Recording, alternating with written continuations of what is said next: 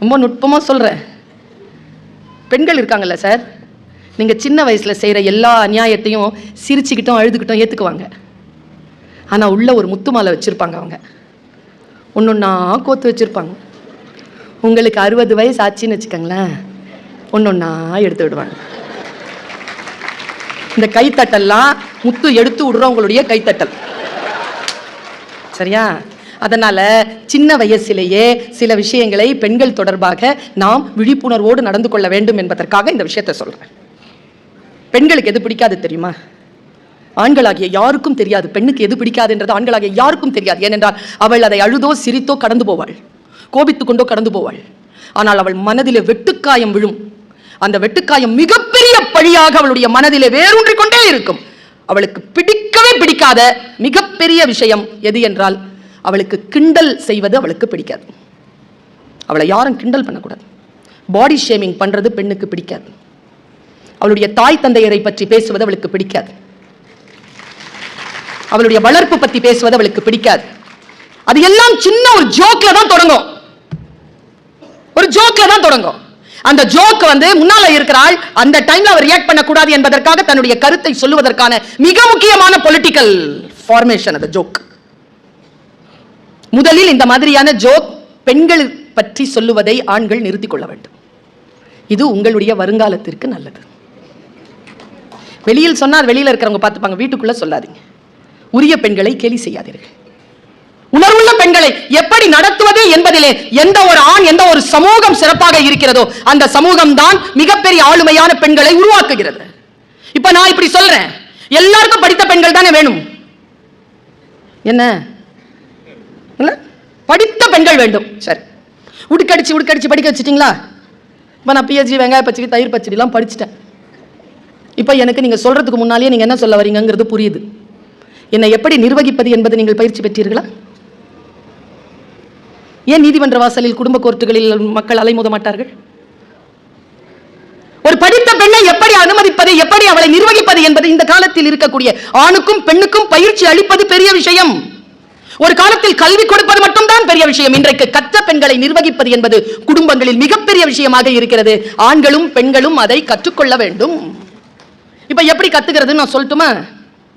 இப்ப நான் மேடையில் பேசுறேனா, என்ன பேசுறேனா, சைலண்டா இருக்கிறீங்க? அப்படிதாங்க. ஒரு மீட்டிங்க்கு போயிருந்தேன், மைக்ல பேசினா கேட்கல. அந்த தம்பி கிட்ட சொல்றேன், என்னப்பா பேசினா கேட்கல. அது ஸ்பீக்கர் லூசு மேடம். ஓ, அதுவும் ஸ்பீக்கர், நானும் ஸ்பீக்கர்.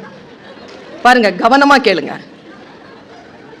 பெண்கள், நான் நல்லா பேசுறேன்ல, சத்தமா பேசுறேன்ல, வீட்டில் இப்படி பேசினேன்னு வச்சுக்கோங்களேன், என் அண்ணன் சொல்வார், என்னது இது, இதெல்லாம் மேடையில் வச்சுக்கோ. மேடையில் 4 பேர் கை தட்டுவாங்க. வீட்டில் இதெல்லாம் செல்லுபடி ஆகாது. எங்க அண்ணன், என் வீட்டுக்காரர் எப்படி சொல்லுவார் தெரியுமா? என் அண்ணனோட நான் 3 நாள் பேச மாட்டேன். எனக்கு நான் அவனுக்கு தான் பிரச்சனை, அவனுக்கான வேலைகளை நான் செய்ய மாட்டேன். ஆனா எங்க வீட்டில் எப்படி சொல்வார் பாருங்க, நான் ஏதாவது ஒன்று அநியாயமா பேசுறேன்னு தான் வச்சுக்கோங்களேன், சத்தமா பேசுறேன், சுல்தானா மேடையில் எவ்வளோ நல்லா பேசுறீங்க, எவ்வளோ பேர் கை தட்டுறாங்க, அதே மாதிரி வீட்டில் நடந்துக்கலாம்ல, ஏன் இப்படி அநியாயம் பண்றீங்க? வீட்டில் மேடையில் மட்டும் நல்லா பேசுவீங்களா? நான் அடங்குறேன். படித்த பெண்ணுக்கு அங்கீகாரம் கொடுங்கள். அந்த அங்கீகாரம் என்பது ஒரு சுயமரியாதை. அந்த சுயமரியாதையை கொடுக்க நான் எல்லா மீட்டிங்லயும் சொல்றேங்க. ஒரு பெண்ணுக்கு பணம், பதவி, திருமணம், குழந்தை, வாய்ப்புகள், வசதிகள், செல்வாக்கு, பதவி எதுவும் வேணாங்க. எல்லாம் இருந்தும் கூட ஒரு பெண்ணால் கோபமாகவும் சோகமாகவும் இருந்துவிட முடியும். ஏனென்றால் அவளுக்கு எது மறுக்கப்படுகிறது என்றால் சுயமரியாதை.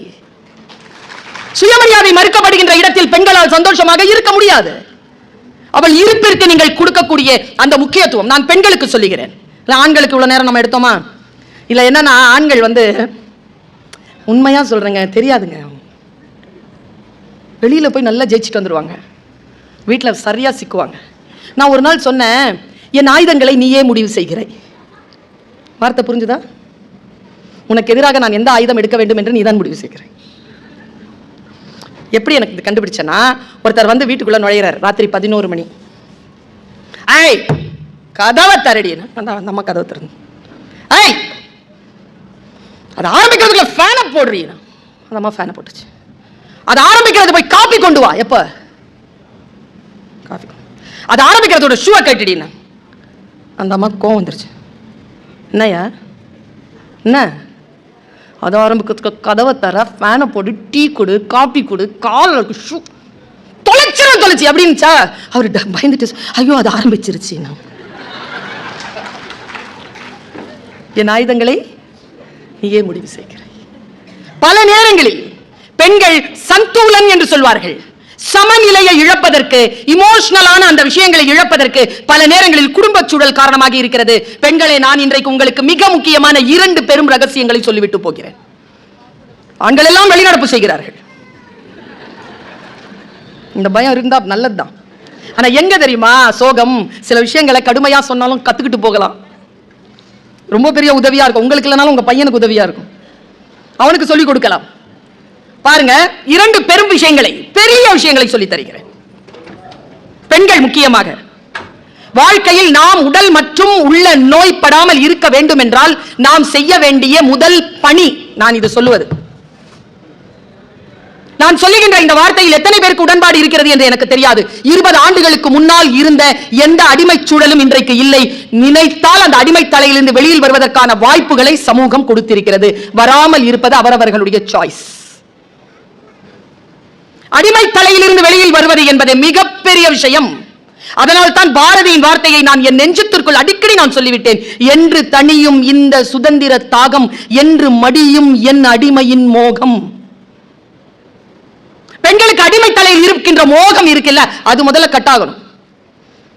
ஒரு கம்ஃபர்ட் ஜோன்ல அவங்க இருக்கிறதுல அவங்களுக்கு எப்பவுமே ஒரு சோகம், ஒரு மோகம் இருக்கு. நான் அந்த அடிமை தலையில் இருக்கிறேன் என்பதிலே அவர்களுக்கு ஒரு பெருந்தன்மையும் உண்டு, பெருமையும் உண்டு, சோகமும் உண்டு, துன்பமும் உண்டு. இந்த ஹிப்போக்ரைசில இருந்து அவங்க வெளியில வரணும்.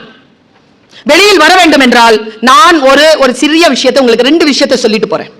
நம்பர் 1, புத்தன் உட்கார்ந்து இருக்கான். இது எல்லா பெண்களுக்கும். ஆண்கள் கற்றுக்கொள்ளுங்கள். முக்கியமா பெண்கள், நிறைய கிரவுட், பெரிய கிரவுட் இருக்கு, பெண்கள் கிரவுட். இன்றிலிருந்து என் சகோதர சகோதரிகளை, என் தாய்மார்களே, இந்த சகோதரி சொல்லுகின்ற இந்த குவாலிட்டியை மட்டும் மனசுல வச்சுக்கோங்க. நான் வச்சிட்டு இருக்கேன். என் தகப்பனார் இறப்பதற்கு முன்னால் சொல்லிவிட்டு போன ஒரு செய்தி, எதை நீ பிராக்டிஸ் பண்ணலையோ அதை மேடையில சொல்லாத. நான் இதை பிராக்டிஸ் பண்றேன், அதனால சொல்றேன். இந்த உலகத்தை பாருங்கள், வாய்ப்புகளை உற்று நோக்குங்கள், மன்னித்து விடுங்கள். துன்பப்பட்டால் மறக்காதீர்கள். மறந்துடுங்கன்னு சொல்லுவாங்க நிறைய பேர். மறந்துட்டீங்கன்னா இன்னொரு வாட்டி அதே அடி வாங்குவீங்க. ஞாபகம் வச்சுக்கோங்க. மன்னிச்சிருங்க. அவங்களுக்காக இல்ல, நாம நிம்மதியா இருக்கணுங்கிறதுனால மன்னிச்சிருங்க. அடுத்த கட்டத்துக்கு போய்கிட்டே இருங்க. But stay alert. நான் இதை பல இடங்கள்ல சொல்லி கொடுத்திருக்கேன். ஏ ஒருத்தர் இருக்கிறார், பி ஒருத்தர் இருக்கிறார். ஏ பி நம்புறார், பி ஏவை ஏமாத்துறார். யார் வெட்கப்பட வேண்டியவர்? வெட்கப்பட வேண்டியவர் யார்? ஏ இருக்கிறார், ஏ பியை நம்புகிறார், பி ஏவை ஏமாற்றுகிறார். வெட்கப்பட வேண்டியவர் யார்? பி. தெரிஞ்சிருச்சு ஏக்கு, பியை விட்டு விலகிட்டார். ஆனா பி மறுபடியும் வரார். அதே போல் ஏவை ஏமாற்றுகிறார், ஏவும் ஏமாறுகிறார் என்றால் இப்போது வெட்கப்பட வேண்டியது யார்? மனசுல வச்சுக்கோங்க.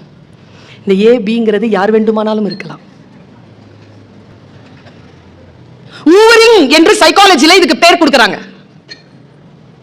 நாம் சில விஷயங்களை தெளிவாக எப்படி அணுகுவது? புத்தன் உட்கார்ந்து இருக்கிறான். புத்தனை தேடி ஒருத்தன் வந்தான். யாரா புத்தன்னு கேட்டான். அவமரியாதையான சொல். புத்தனுக்கு உடன்பாடு இல்லை என்ற சொல்லில் புத்தன் கீழே பார்த்துக்கிட்டே இருக்கான். 12 பேர் உட்கார்ந்து இருக்காங்க. பக்கத்துல உட்கார்ந்து அசோகன் எழுந்தான். ஆனந்தன் எந்திரிச்சான். யாரை பார்த்து நீ அவமரியாதையா கேட்ட? உனக்கு யார் வேணும்? புத்தன் வேண்டும். எங்க புத்தன்? ஆனந்தனை உட்கார வச்சு புத்தன் எந்திரிச்சான். நான் தான் புத்தன். என்ன வந்தவன் ஒன்னும் சொல்ல, நீ தான் புத்தனா அப்படின்னு காரி துப்பிட்டான். அடிக்க போனாங்க எல்லாரும் அவனை. புத்தன் எல்லோரையும் உட்கார வைத்து ஒரு சொல் சொன்னான். பெண்களை நீங்கள் கையில் எடுத்துக்கொண்டு செல்ல வேண்டிய செய்தி.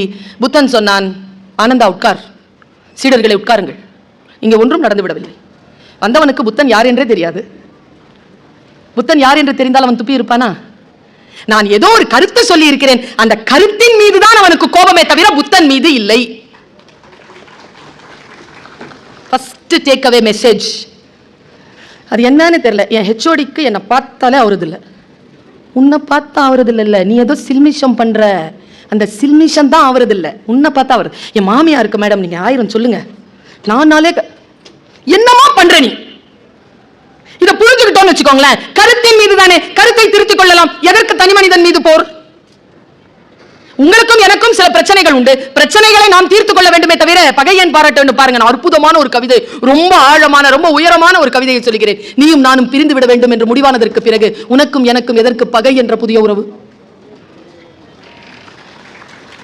மேட்ரு என்னவோ முடி. உன்னாலதான் நாங்க பிரிஞ்சோம். இல்ல இல்ல, உன்னாலதான் நாங்க பிரிஞ்சோம். இரண்டு பேரும் சண்டை போட்டுக் கொள்ளாதீர்கள். யார் காரணமாக இருந்தாலும் பிரிந்தாகி விட்டது, அவ்வளவுதான். Come to the conclusion. கருத்தின் மீதுதான் பிரச்சனையை தவிர மனிதர்கள் மீது அதை செலுத்தாதீர்கள். பெண்கள் முக்கியமாக கொள்ள வேண்டிய முதல் பாடம். இரண்டாவது பாடம், வந்தவன் போயிட்டான். What next? மறுபடியும் துப்ப வந்தான். ஏய், அவனுக்கு நான் ஏதோ சொல்லியிருக்கேன்டா, அதுதான்டா அவனுக்கு கோவம் வந்துருச்சு, நீ என்னன்றதை நாளைக்கு தெளிவா சொல்லி போனா அவன் போயிட்டான். அடுத்த நாள் வந்து அழுறாங்க. ஆமால, இவன் மேல எனக்கு என்ன பிரச்சனை? இவன் ஒரு கருத்து சொன்னான், அந்த கருத்து மீது தானே பிரச்சனை, கருத்தை தானே நான் கேட்க வேண்டும். இவன் மீது துப்புவதற்கு எனக்கு என்ன யோகியதை இருக்கிறது என்று தெரிந்து கொண்டு வந்து அழுதான் காலில் விழுந்து. அடுத்த நாள் நீங்க எல்லாருமே கையில எடுத்துட்டு போகிற மிக முக்கியமான மெசேஜ், பெண்கள். நான் பார்க்கிறேன், 50 வயசு கடந்த பெண்களுக்கு கண்களில் நிரந்தர சோகமும் நிரந்தர கோபமும் இருக்கு. ஏன் தெரியுமா? எதையோ சுமந்து கொண்டிருக்கிறீர்கள். உங்களை ரிலீஸ் பண்றதுக்காக சொல்றேன். நான் சொல்லுகின்றது, நான் போடுகின்ற இந்த மழை வீட்டில இருந்து ஒழுகுற தண்ணியை பிடிக்கிற சின்ன பாத்திரம் இல்லை. உங்கள் மனதை கடலளவு ஆக்கி கொண்டு இதை நிரப்பி கொண்டு போங்க.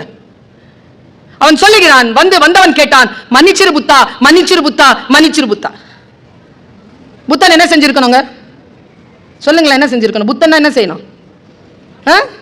மன்னிக்கணும் தானே? புத்தன் சூப்பருங்க. புத்தன் இஸ் a குரு. உங்களையும் போல என்னையும் போல அல்ல, அவன் குரு. அவன் பரமாச்சாரியனவன், மிகப்பெரிய குரு. அவன் சொன்னான், முடியாது, உன்னை என்னால் மன்னிக்க முடியாது. வந்தவன் கேட்டான், ஏன்? என்ன பதில் பாருங்களேன். நீ துப்பியது நேற்று, நீ துப்பிய எச்சில் இதுவரைக்கும் நான் கன்னத்திலேயே வைத்துக் கொண்டு கோபப்பட நான் என்ன முட்டாளா? நீ துப்பிய எச்சில் கடலில் கலந்து விட்டது. ஏனென்றால் நான் ஓடிக்கொண்டிருக்கும் கங்கையாறு. ஹே அப்பா, நான் ஓடிக்கொண்டிருக்கும் கங்கையாறு, நீ துப்பிய எச்சில் அந்த கடலில் கரைந்து விட்டது. இதோ நான் பேசிக் கொண்டிருக்கிறேனே, இதுவும் கடலில் கரைந்து போகும். அதற்காகத்தான் சொல்லுகிறேன், நினைவு விளைத்துக்கொள், இதுவும் கடந்து போகும்.